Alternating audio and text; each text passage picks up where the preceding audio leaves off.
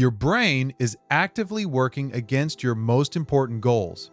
And the ancient survival circuit responsible for this sabotage is the very same one that kept our species alive for 200,000 years. By the end of this, you'll understand the precise chemical reason procrastination feels like relief, and why willpower is the wrong tool for the job. And this biological conflict isn't just an interesting fact, it's the invisible force deciding the outcome of your life every single day. Imagine you're a hunter-gatherer on the plains of Africa. Your brain has one primary job: keep you alive until tomorrow. You see a bush full of berries. That's a certain immediate reward. You can eat them right now. Over the ridge, you hear what might be a large animal. That's a potential, long-term reward. It would feed the tribe for a week, but it requires hours of tracking, immense effort, and a very real chance of failure or injury. Which do you choose? Your brain doesn't hesitate. It floods your system with chemicals that make the berries seem irresistible. The immediate, certain reward wins. This is the operating system we're all still running. A system designed for a world of scarcity and immediate threats. Your brain's reward circuit, driven by the chemical dopamine, is hardwired to value certainty and speed. It evolved to solve a very specific problem: getting calories into your body as efficiently as possible. A reward tomorrow is a maybe. A reward in 5 years is a fantasy. A reward right now is survival. This ancient hardware is brilliant at what it does. It's why we conquered the planet.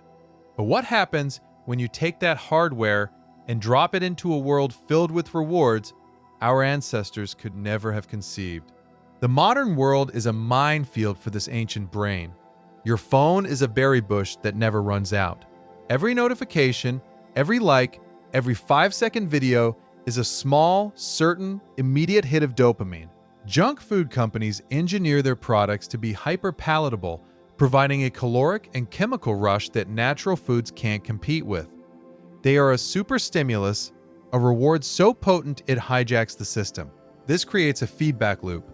Your brain gets a reward, releases dopamine, and learns to repeat the behavior that caused it. Scroll, tap, eat, repeat. The designers of these systems understand your neurology better than you do. They use a principle called a variable reward schedule. A slot machine is addictive because you never know which pull will be the jackpot. Your social media feed works the same way. You never know which scroll will reveal an interesting post, a funny video, or a message from a friend, so you just keep pulling the lever. Your brain isn't choosing this. It's being compelled by a system designed to exploit its oldest survival instinct. This constant hijacking creates a new elevated baseline for what feels rewarding. But the real damage happens when you turn away from the screen and face something that actually matters. Your brain does something deeply strange. It treats your long-term success as if it belongs to someone else. Scientists put people in an fMRI scanner, a machine that watches the brain work in real time. They ask them to think about themselves in the present moment. A specific network of brain regions lit up the area associated with your sense of self. Then they asked the subjects to think about a stranger, like a celebrity. A different network lit up. This makes perfect sense. Now, for the unnerving part. The researchers asked the subjects to think about their future selves, themselves in 10 years. The brain scans were nearly identical to when they thought about a stranger. Your brain processes your future self as if it's another person, a person you don't know very well and have little emotional connection to. This is a concept called temporal discounting. When you're offered $100 today or $110 in a month, most people take the money now. The future reward is discounted because it's for that stranger living in the future. Why should you, the person who exists right now, sacrifice your comfort for them? Why go to the gym today so that some stranger, future you, can be healthier? Why save money now so that future you can be more secure? That person isn't real. The desire for a cookie right now is very real, and so the ancient hardware makes its choice. It picks the berries, but this decision isn't free. It comes with a hidden chemical cost that makes it even harder to choose differently the next time. Every time you get a hit of dopamine from a short-term pleasure, your brain works to restore balance. It does this by temporarily reducing your dopamine receptors and producing opposing chemicals. This creates a dopamine deficit, a dip below your normal baseline. It's a neurological hangover. This is that vague, restless, empty feeling you get after an hour of mindless scrolling. You feel foggy, unmotivated, and slightly irritable. Your brain is in a state of neurochemical withdrawal. Now, from this depleted state, you look at the difficult long-term task you're supposed to be doing: writing the report, studying for the exam, applying for the new job. That task, which requires focus and energy, now looks like an impossible mountain. Your brain, already in a dopamine deficit, sees a task with a massive effort cost and a reward that is uncertain and far in the future. A reward for that stranger. The choice is easy. You reach for your phone again, seeking another small hit to bring your dopamine levels back up, even for a moment. This cycle is how ambitions die. It's a downward spiral of seeking pleasure to escape the pain of the previous pleasure seeking. But what if the task itself is generating its own kind of pain? Researchers have found that the simple act of thinking about a difficult task triggers the pain centers in your brain. Your brain contains a region called the anterior insula. It's the part of you that registers visceral, gut-level discomfort. It lights up when you feel physical pain, but also when you feel social rejection, disgust, or anxiety. It's your brain's early warning system for things that feel bad. Neuroscientists discovered that for people who tend to procrastinate, the insula becomes highly active when they just contemplate doing a difficult or unpleasant task. The thought of doing your taxes doesn't just feel annoying. On a neurological level, it feels painful. This reframes everything. Procrastination is a pain management strategy. When you face an intimidating task, your brain's insula fires up, creating a sensation of real discomfort. You feel restless, tense, and anxious. Then you open a new tab, check your email, or grab a snack. Instantly, your attention is diverted. The insula quiets down. The pain stops. The relief you feel is real. It's your brain rewarding you for making the pain go away. You haven't done anything productive. You've just successfully fled from a phantom threat generated by your own brain. You are running from a feeling. You aren't lazy. You're a perfectly functioning human being with an ancient nervous system that is trying to protect you from perceived pain. Willpower is useless here. Telling yourself to just do it is like telling someone with a migraine to just stop feeling the pain.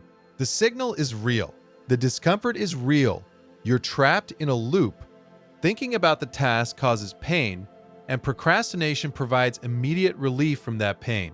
It seems like a perfect trap, but the same research that identified this pain circuit also revealed its off switch. And the solution is almost insultingly simple. The pain signal generated by the insula is all about anticipation. It's the brain reacting to the idea of the overwhelming task. It's a projection. But researchers found that once a person actually starts the task, the activity in the insula subsides. The pain is primarily a barrier to entry. It's a starting problem. Once you begin, the brain recalibrates. The threatening, abstract mountain of a task becomes a concrete, manageable set of actions. The key, then, is to make the act of starting so small that it doesn't trigger the pain alarm in the first place. This is the science behind techniques like the 2-minute rule. The goal is to lower the activation energy required to begin. You don't commit to writing the report. You commit to opening the document and writing one sentence. You don't commit to going for a 1-hour run. You commit to putting on your running shoes and stepping outside. Anyone can do something for 2 minutes. It's so non-threatening that the insula stays quiet. There's no pain signal to flee from. But then, something fascinating happens. Once you've started, momentum takes over. The brain's state changes from resistance to engagement. Writing one sentence often turns into writing a paragraph. Stepping outside often turns into a walk, or even a run. You've tricked the ancient guard at the gate by making your initial approach seem completely harmless. You've bypassed the pain of starting. Each time you do this, You're not just making progress on the task, you're actively rewriting the neural association. You are teaching your brain, through experience, that this task is not a threat.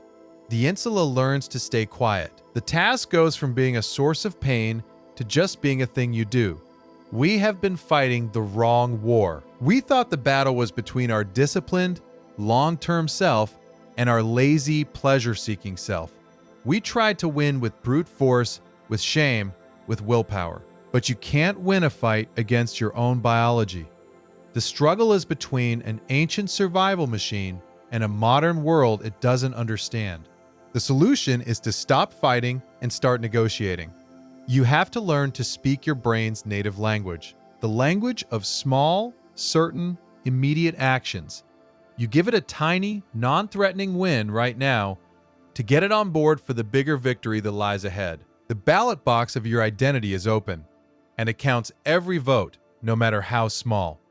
And this ancient programming for immediate survival doesn't just shape your future, it actively rewrites your past. Your brain isn't trying to remember what really happened, it's building a story that it thinks will help you survive tomorrow, which is an entirely different kind of problem.